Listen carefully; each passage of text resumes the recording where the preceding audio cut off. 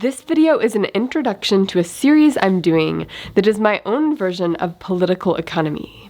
And that is the political economy of the dragon, where the dragon is the series of interwoven game theory forces that make up our system, where lots of people are beginning to realize that the system is not serving human values, it's not serving life on this planet, and it's serving instead this power to the powerful dynamic that feeds into power battles of people at the top.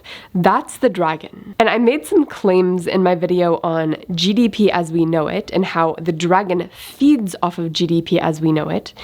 And so this series will begin to back up those claims, where the claims are, first of all, that the dragon, the system itself, has its own desires.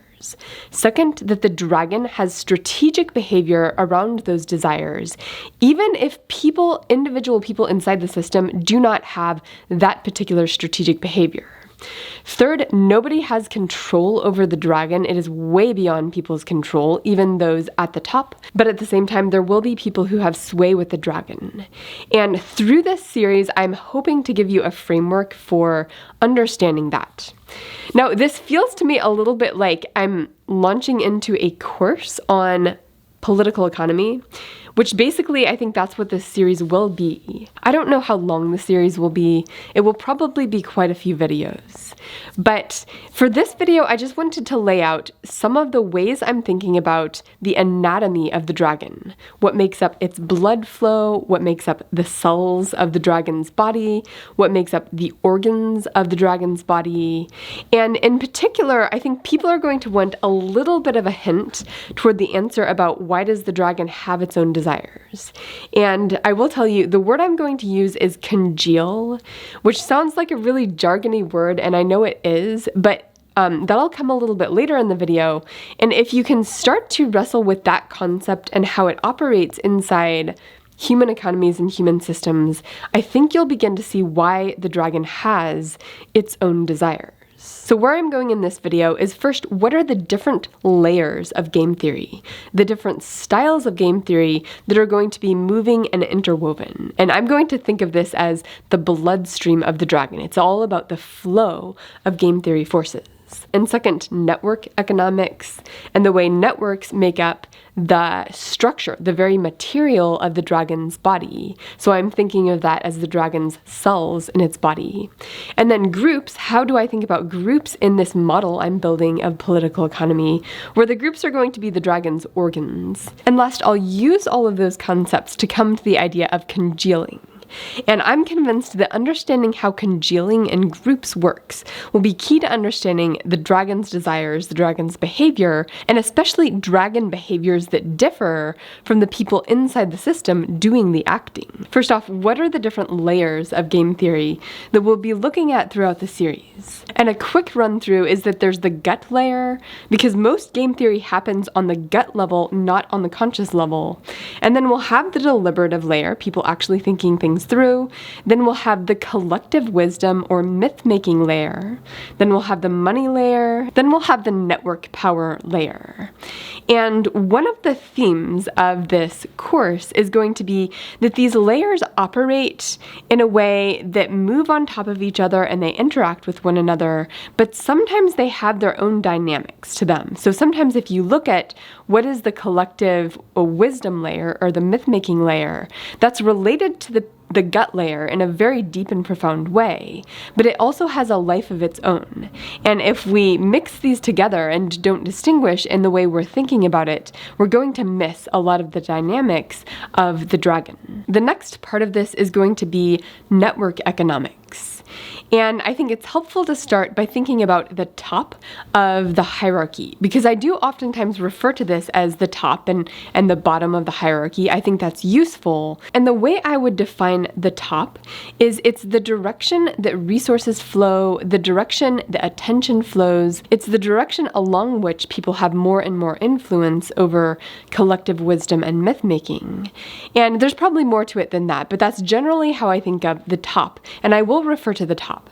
But if you zoom in and look more closely, a better way of thinking about what's actually going on at the top is that it's a network of people or groups that each have their own drive, their own hopes and dreams, their own perception of reality. And those groups are both competing with each other for their own vision to be manifest, but also cooperating with each other to make sure that there's not enough of a disruption of the system to knock them out of their positions where they actually have power and influence. And one way of thinking about the nodes at the top is that each of them has some kind of control over something particular that is necessary for the other people in that top network. So you might think some of them have military power, some of them have institutional power, like power in academia, some of them have media power, some of them have power over key technologies, power over a country. So there's lots of different types of power where each unique piece, each unique node plays a role and has to collaborate with the other nodes because you need a little bit of each of these kinds of power to actually do things that you value in the world. Now, what is a network? And there's going to be a static vision of this and a dynamic vision of this, and these are going to work together, where the static vision is a network has nodes and connectors. And the nodes are either people or groups of people, or they could be computers. There's lots of different things that can be nodes. And the connectors are simply a relationship between two things. And we notice that both of those elements is going to have a lot of context to it when you zoom in. So sometimes in this course, I may represent the connection between the nodes by color coding them or by having thicker or thinner connectors to the nodes, depending on the strength of the relationship, the trust in the relationship. But every relationship between two people is going to have lots of characteristics to that relationship that cannot be fully captured by a line between the points. The dynamic part of networks is that they map the flow of something over a population of people. So, for example, the flow of information, the flow of resources, the flow of attention, the flow of influence, the flow of trust. These are things that move through a network in certain ways. And what I'm interested in here when I'm trying to understand the dragon is the dragon's behavior. It's how does it move and flow and change in response to different things that happen. And to track those changes, you have to understand what kinds of connectors lead to a strong flow of trust versus what kind of connectors have a weak flow of trust. And that's going to lead to fast or slow changes along these dimensions. Now, networks have always been in play. This isn't a new thing. But in the modern era, there is particularly rapid movement of information and trust and movement of things across the worldwide network. And that movement and the speed of it, the pace of it, is going to lead to different dynamics than you would have in a world where there were naturally forces that slowed things down. That will be an important part of the story of the dragon in the 21st century. If the game theory layers are the blood of the dragon and the networks are the cells or essence of the dragon, then groups are going to be the organs of the dragon. And here I'll bring up 4 traits of these groups, where the first is going to be that the groups share a salience frame. And of course, salience frames are foundational to this channel. They're foundational to the way I think about political economy. And salience frames are essentially a lens for viewing the world that determines what things come forward on the lens and are really prominent, and what things are outside of the lens or on the fuzzy edges. And they determine what is emotionally relevant to people, what is socially relevant, what is spiritually relevant or ethically relevant. And so they sort of determine the way a person is oriented and the parts of meaning that that particular person will most focus on and most pursue. And that's shared within groups. The second trait of these groups is that they share a game. And that game is going to have both cooperative forces and competitive forces within the game. And of course, the cooperation and competition, because these people share a salience frame, it will still be oriented around similar values and similar ways of perceiving meaning in the world. So we're not thinking of competition and cooperation as being good or bad. In fact, letting go of the instinct to immediately label something as good or bad is going to be important for understanding how the dragon works. Because there will be a lot of areas where something that seems good will turn out to be bad, and the reverse is true. So I'm not characterizing these groups as being inherently good or inherently bad, but they do have these internal dynamics that determine the movement of relationship within the groups. The third trait of the groups is that they have a network of relationships of some kind. And I might use the word relationship kind of loosely here. There's going to be different kinds of relationships in our modern economy, and exploring the different structures of those will be important for this endeavor. And then finally, there's going to be some kind of trust in these groups, where trust means that information and sort of taking up new perspectives moves fairly rapidly and fairly fluidly within these groups. Whereas outside of the groups, between in-group and out-group, there can be low trust, and therefore information and perspectives don't travel as well across the borders of groups, especially groups that perceive each other to be in groups and out groups. Next, we'll move to the concept of congealing. And this is the concept that I think is most important to understand if you want to understand the dragon's behavior, and how the dragon's behavior may really differ from what groups inside the dragon want or intend. So what is congealing? And congealing means to solidify or to come together as a whole. So basically, if you take one of these groups that has this game they're playing and these values they're living out with competition and cooperation within the group that can often be very beautiful and meaningful, when that group's game is threatened, when the group as a whole is threatened from the outside that their game may need to come to an end, that group comes together and congeals to make sure that they can preserve their game. So I want to briefly look at the way this plays out at the top, and the way this might play out in a group that's sort of in the middle of the dragon's hierarchy. And by looking at congealing as it happens at the top, we can start to see why it looks like, from some people's perspective, it looks like people at the top are unified in a sort of controlling whole. And that is because if you look at these people with their game, their little meaningful game they're playing between each other with their individual hopes and dreams, but their shared hopes and dreams. For the people at the top, they share the value of preserving the existing system. And anything that would threaten that, they can all agree to come together to preserve their positions. And that is a congealing. It's taking a group of people that have their own game, their own relationships and dynamic.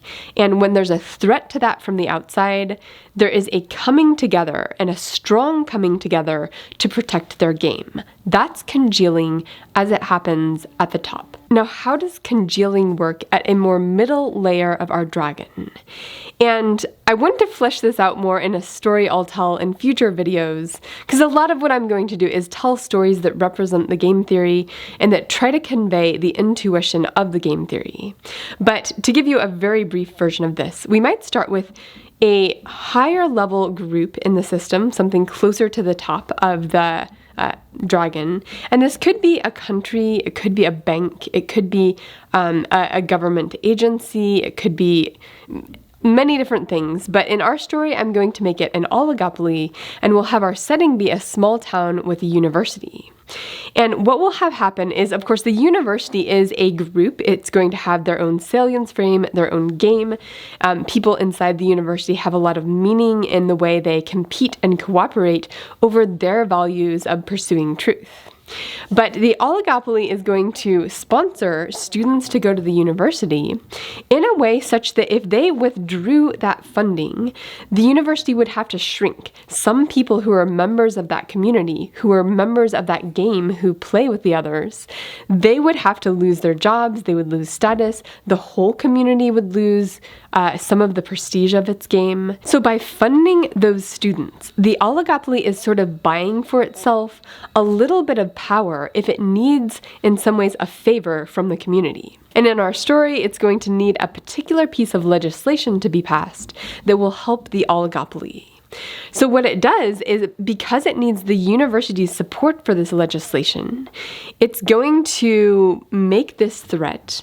And yet the community of the university is going to come together and congeal to support that legislation. And the way it congeals will not be as if it's responding to these financial incentives. Rather, it's going to congeal in a way that is consistent with the values and the mythology of the people in the university. And because of that, people inside the university will have no idea that a lot of their game theory behavior, a lot of their sort of values that are getting pushed to the forefront of their perspective, they have no idea that that's at all connected to the money layer of the dragon. And this is going to create some kind of weird dynamics, especially when we look at the different layers of the dragon, like the gut layer, the myth-making layer, the money layer, the strategic deliberative layer. These are going to interact in a way such that energy passes through the system. And in some ways, it starts from the oligopoly in our case. That energy that the oligopoly wants the legislation, that's going to move into the university community. But it will manifest in a form that is completely unrecognizable as coming from the oligopoly. I'm not sure if that story fully made sense in this quick version of it, but I do want to flesh it out. And for now, I'm really just trying to give you a taste for the way congealing as a thing is going to play a role in the dragon's behavior. That's a quick and dirty overview of the way I see this dragon. I will link below to a playlist of videos I've made that will sort of give you some background and some key concepts for understanding this type of political economy.